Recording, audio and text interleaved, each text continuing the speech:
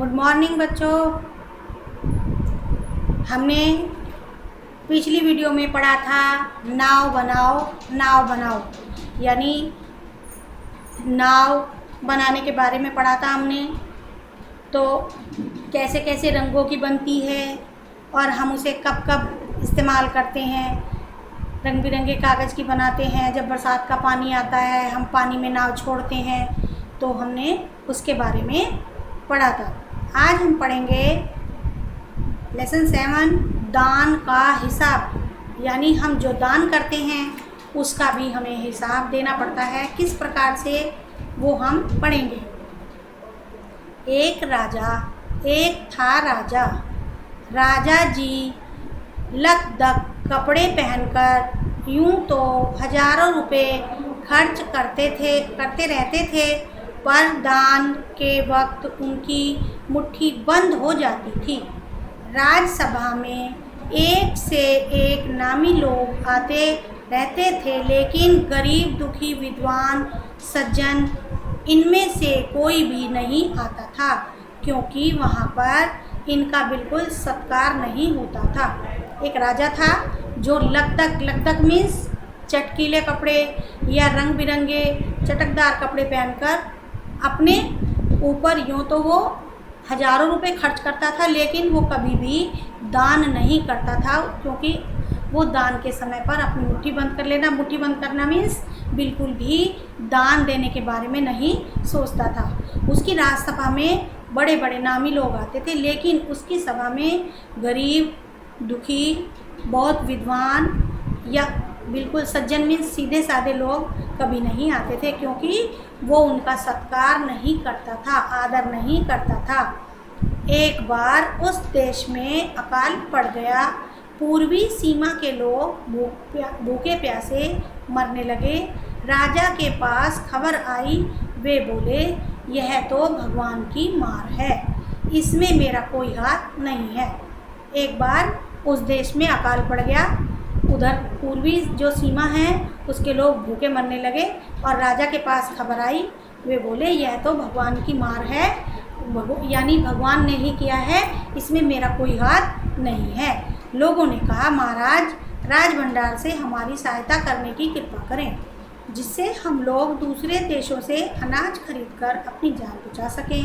राजा ने कहा, आज तुम लोग अकाल से पीड़ित हो, कल पता चलेगा कहीं भूकंप आया है, परसों सुनूंगा कहीं के लोग बड़े गरीब हैं, 2 वक्त की रोटी नहीं जुटती।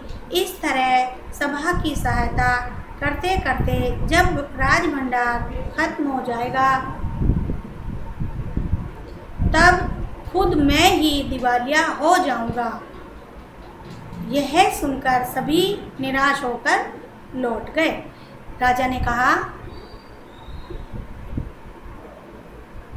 जब उसने कहा कि यह तो भगवान की मार है और मेरा कोई हाथ नहीं है, तो लोगों ने कहा, महाराज राजभंडार होता है राज्य में कि राजा के पास, तो उन्होंने कहा कि राजभंडार से कुछ रुपए देकर हमारी मदद कर दो, जिससे हम लोग दूसरे देशों में जाकर अनाज खरीदकर अपनी जान बचा सकें।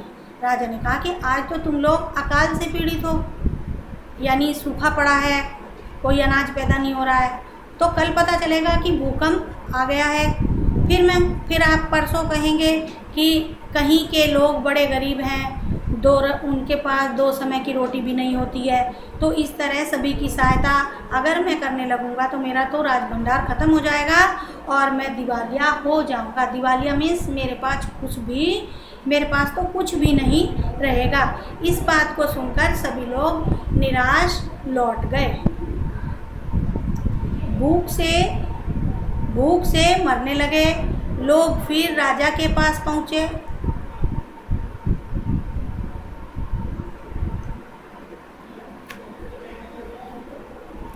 उन्होंने राजसभा में गुहार लगाई, दुहाई महाराज आपसे ज़्यादा कुछ नहीं चाहते, 10,000 रुपये हमें दे दें तो हम आधा पेट खाकर भी जिंदा रह जाएंगे। तो जब उस अकाल से लोग भूखे मरने लगे,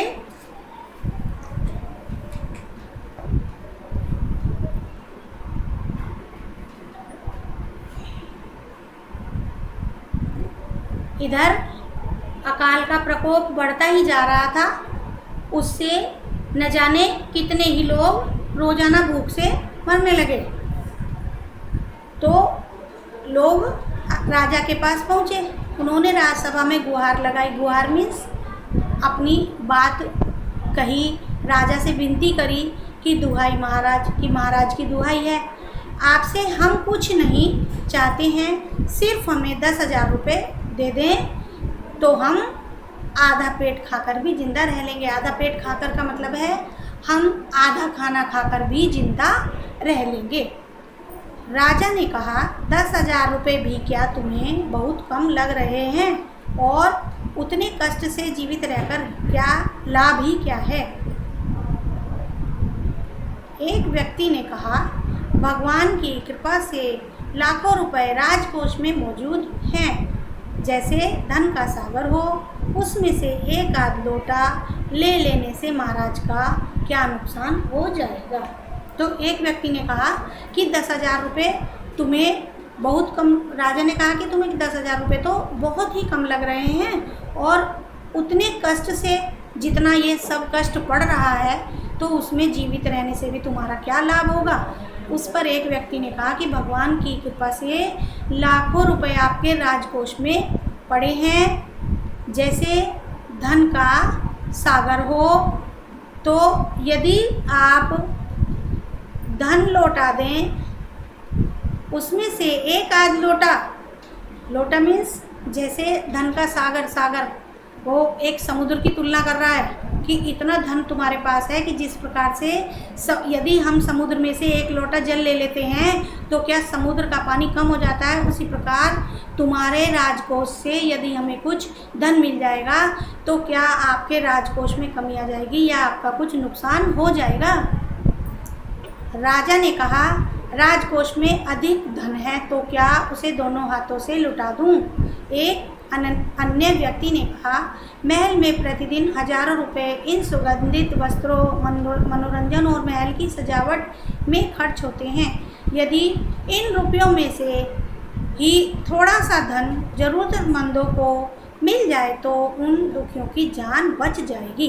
एक राजा, तब उस राजा ने कहा कि अगर मेरे राजकोष में अधिक धन है तो क्या मैं अपने दोनों हाथों से या उसे भर भर के लुटा दूं। तो उसमें से एक व्यक्ति ने कहा कि महल में तो रोजाना हजारों रुपए इन सुगंधित वस्त्रों पर, सुगंधित वस्त्र मीन्स जो हम वस्त्रों पर सुगंधित चीज़ें छिड़कते हैं और मनोरंजन करते हैं, महल की सजावट करते हैं, उसमें खर्च हो जाते हैं। यदि इन रुपयों में से थोड़ा सा धन इन ज़रूरतमंदों को दे दिया जाएगा तो इन दुखियों की जान भी बच जाएगी।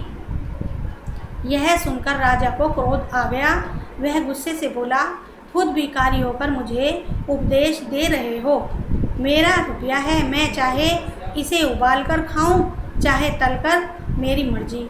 तुम अगर इसी तरह बकवास करोगे तो मुश्किल में पड़ जाओगे, इसलिए इसी वक्त तुम चुपचाप खिसक जाओ। यह सुनकर राजा को गुस्सा आ गया और वो गुस्से में बोल पड़ा कि तुम खुद एक भिखारी हो और मुझे उपदेश दे रहे हो, यानी मुझे सुना रहे हो। मेरा रुपया है, मैं चाहे उसे कैसे भी करूं, उबाल कर खाऊं मीन्स पानी में उबाल लूं, उसे खा लूं या मैं तलकर उसकी सब्ज़ी बनाकर खा लूं, मेरी मर्जी है। मेरे साथ बकवास करोगे तो तुम मुसीबत में पड़ जाओगे, इसलिए इस समय तुम चुपचाप यहाँ से चले जाओ। राजा का क्रोध देखकर लोग वहाँ से चले गए।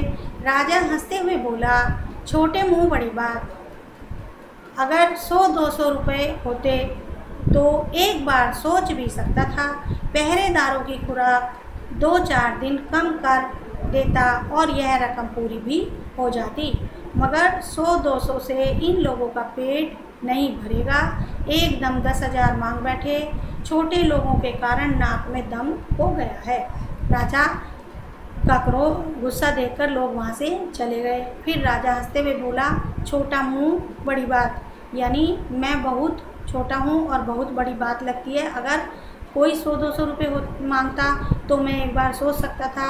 इन पहरेदारों की खुराक मीन्स उनका खाना मैं 2-4 दिन के लिए कुछ कम कर देता तो मैं इनकी रकम को पूरी कर देता, लेकिन 100-200 रुपयों से इनका पेट नहीं भरेगा एकदम। ये तो सीधा 10,000 रुपये मांग बैठे।